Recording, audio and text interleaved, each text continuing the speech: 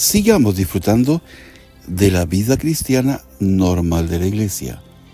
Capítulo 8. Viviendo del Evangelio. Nuestro Señor dijo: el obrero es digno de su salario. Lucas capítulo 10, versículo 7.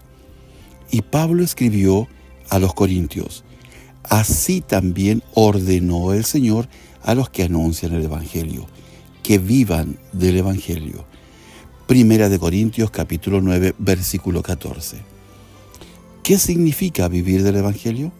No quiere decir que el siervo de Dios deba recibir de la Iglesia una pensión definida, puesto que el sistema moderno de servicios pagados en la obra de Dios era desconocido en los días de Pablo. Lo que sí quiere decir es que los predicadores del Evangelio pueden recibir donativos de los hermanos, pero no se hace ninguna estipulación en conexión con tales donativos. No se nombra ningún periodo de tiempo definido, ninguna cantidad específica de dinero, ni ninguna responsabilidad definida. Todo es cuestión de buena voluntad. En la medida en que Dios toca los corazones de los creyentes, ellos obsequian a sus siervos. Así que, mientras que estos siervos reciben donativos a través de los hombres, su confianza está todavía enteramente puesta en Dios. Sobre Él tienen sus ojos fijos, a Él le cuentan sus necesidades, y es Él quien mueve los corazones de sus hijos a dar. Eso es lo que Pablo quiso decir cuando habló de vivir del Evangelio. Pablo mismo recibió el donativo de la iglesia en Filipos, Filipenses capítulo 4, versículo 16. Y cuando estaba en Corinto fue ayudado por los hermanos de Macedonia, Segunda de Corintios capítulo 11, versículo 9. Estos son ejemplos de vivir del Evangelio. Pablo recibía donativos de vez en cuando de individuos y de iglesias, pero no recibía por su predicación remuneración definida. Sí, el obrero es digno de su salario y ciertamente debe vivir del Evangelio. Sin embargo, haremos bien en preguntarnos: ¿de quién somos obreros? Si somos obreros de los hombres, busquemos de los hombres nuestro sostenimiento. Pero si somos obreros de Dios, entonces no debemos esperar de ningún otro sino de Él, aunque Él puede satisfacer nuestras necesidades a través de nuestros semejantes. Todo el asunto se dilucida aquí. ¿Nos ha llamado Dios y nos ha enviado Él? Si el llamamiento y la comisión vienen de Él, entonces Él deberá ser responsable por todo lo que involucre nuestra obediencia a Él, y con seguridad lo será. Cuando damos a conocer a Dios nuestras necesidades, Él ciertamente escuchará y moverá los corazones de los hombres para suministrarnos todo lo que necesitamos. Si solo vamos voluntarios en el servicio de Dios, entonces Dios no será responsable por las obligaciones en que incurramos. Así que seremos incapaces de vivir del Evangelio. Cuando la señorita M. Barber pensó en venir a China a servir al Señor, ella previó las dificultades que encontraría una mujer que saliera por su cuenta y riesgo a un país extraño. De manera que le pidió consejo al señor Wilkinson de la misión Mid-Maid a los judíos, quien le dijo: un país extranjero, ninguna promesa de sostenimiento, ningún respaldo de una sociedad. Todo esto no presenta ningún problema. La cuestión es esta: ¿va usted por iniciativa propia o la envía Dios? Dios me envía, contestó ella. Entonces no se necesitan más preguntas, respondió él, porque si Dios la envía a usted, Él deberá ser responsable. Es cierto, si vamos por iniciativa propia, entonces la vergüenza y la angustia nos esperan. Pero si vamos como enviados de Dios, toda responsabilidad será de Él y nunca tenemos que inquirir cómo ha de cumplirla. Pero en Corintio Pablo no vivió del Evangelio. Él hacía tiendas con sus propias manos, de manera que evidentemente hay dos formas en que pueden satisfacerse las necesidades de los siervos de Dios: esperar que Dios toque los corazones de sus hijos para que den lo que es menester, u obtener el sostenimiento ocupando medio tiempo en un trabajo secular. Puede ser bueno que trabajemos con nuestras manos, pero debemos fijarnos en que Pablo no lo consideraba lo usual. Es algo excepcional, un curso al que debe recurrirse en circunstancias especiales. Si nosotros sembramos entre vosotros lo espiritual, es gran cosa si segaremos de vosotros lo material. Si otros participan de este derecho sobre vosotros, ¿cuánto más nosotros? Pero no hemos usado este derecho, sino que lo soportamos todo, por no poner ningún obstáculo al Evangelio de Cristo. ¿No sabéis que los que trabajan en las cosas sagradas comen del templo, y los que sirven al altar del altar participan? Así también ordenó el Señor a los que anuncian el Evangelio, que vivan del Evangelio. Pero yo de nada de esto me he aprovechado, ni tampoco he escrito esto para que se haga así conmigo, porque prefiero morir antes que nadie desvanezca esta mi gloria. ¿Cuál pues es mi galardón? Que predicando el Evangelio, presente gratuitamente el Evangelio de Cristo, para no abusar de mi derecho en el Evangelio. Primera de Corintios, capítulo 9, versículos del 11 al 15, versículo 18. Hay ciertos derechos que son privilegio de todos los predicadores del Evangelio. Pablo no recibió nada de Corinto, porque estaba en una circunstancia especial en ese momento. Pero aunque no utilizó en esa ocasión sus privilegios como predicador del Evangelio, está muy claro que sí lo hizo en otras ocasiones. Pequé yo humillándome a mí mismo, para que vosotros fueseis enaltecidos, por cuanto os he predicado el Evangelio de Dios de balde. He despojado a otras iglesias, recibiendo salario para serviros a vosotros. Y cuando estaba entre vosotros y tuve necesidad, a ninguno fui carga. Pues lo que me faltaba, lo suplieron los hermanos que vinieron de Macedonia.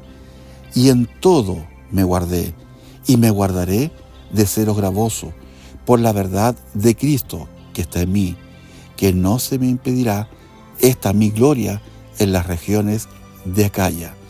Segunda de Corintios, capítulo 11, versículos del 7 al 10. El principio en cuanto a la aceptación de donativos. No es lícito recibir un salario definido de una iglesia, y a veces ni aún un donativo indefinido. Pablo demostraba este principio en no recibir nada de la iglesia en Corinto. Si alguno nos da un donativo por lástima, entonces por causa del Señor no nos atrevemos a aceptarlo. O si se ofrecen donativos y la aceptación de los tales no podría bajo obligación a los donantes o bajo su control, debemos rechazarlos también. Todos los siervos de Dios no solo deben confiar en Él totalmente para el suministro de sus necesidades, sino que aun cuando se ofrecen donativos gratuitamente, deben tener la capacidad de discernir nítidamente si tales donativos pueden ser recibidos por Dios. En el Antiguo Testamento los diezmos de los israelitas eran entregados a los levitas. Los israelitas hacían sus ofrendas a Dios, no a los levitas, pero estos estaban en lugar de Dios para recibir las ofrendas.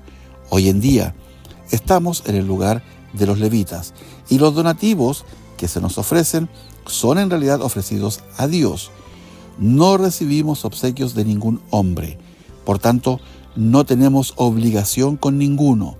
Si alguno desea gratitud, debe buscarla de Dios, porque es Dios quien recibe las ofrendas. Por lo tanto, siempre que se nos dé un donativo, es imprescindible que nosotros tengamos claridad si Dios podría recibirlo o no. Si Dios no puede aceptarlo, nosotros no nos atrevemos a hacerlo.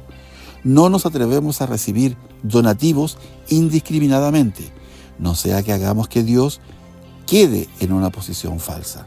Digo esto con reverencia. Hay mucha gente cuya vida no es agradable a Dios. ¿Cómo podría entonces recibir de Él sus ofrendas?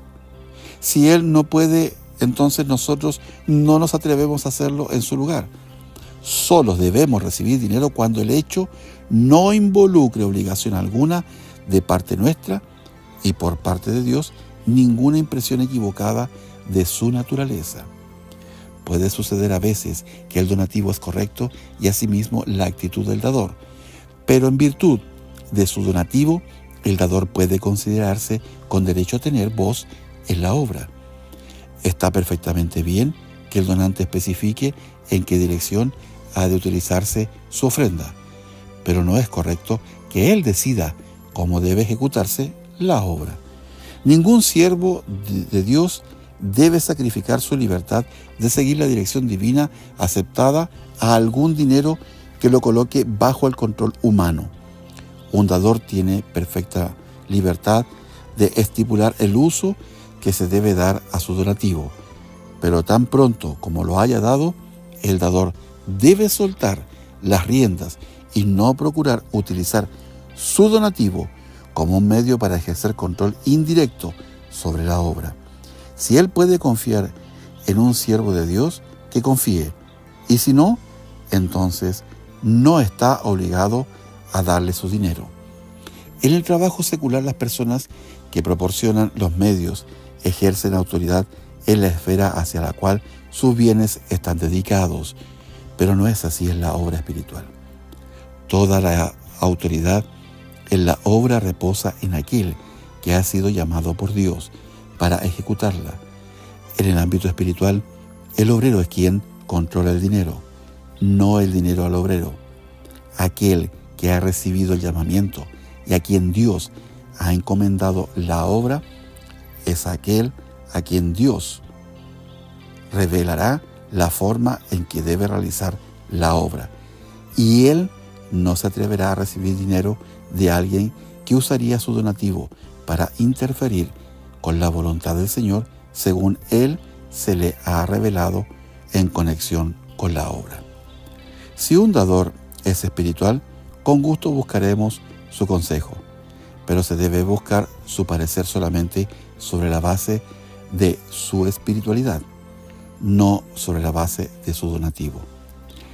Si puede confiar en nosotros y si él tiene la certeza de que el Señor le dirige a dárnoslo, podemos entonces recibir su ofrenda. De otra manera, que conserve su dinero y nosotros sigamos adelante con la obra de Dios en la manera que Él nos ha ordenado, acudiendo solo a Él para que provea a las necesidades de la obra y a las nuestras. En todo nuestro servicio para Dios debemos mantener una actitud de dependencia total de Él.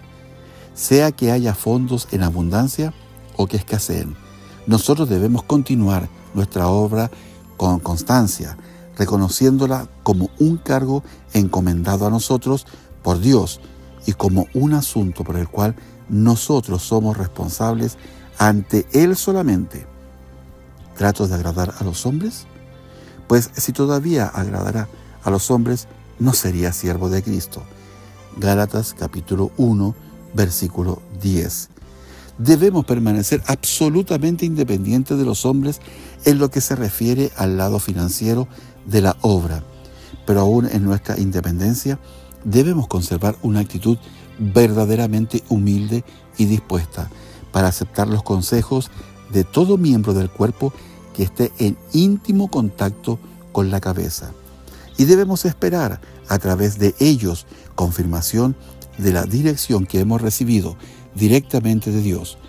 Pero al buscar y recibir consejos de otras personas, debemos hacerlo motivados por la espiritualidad de ellos y no por su posición financiera.